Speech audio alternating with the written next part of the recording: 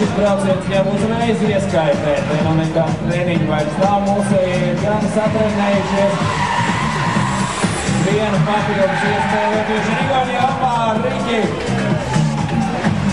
Antons Jumakovs 0. Šajā iespējas braucienā vēl viens piegājiens rezervē.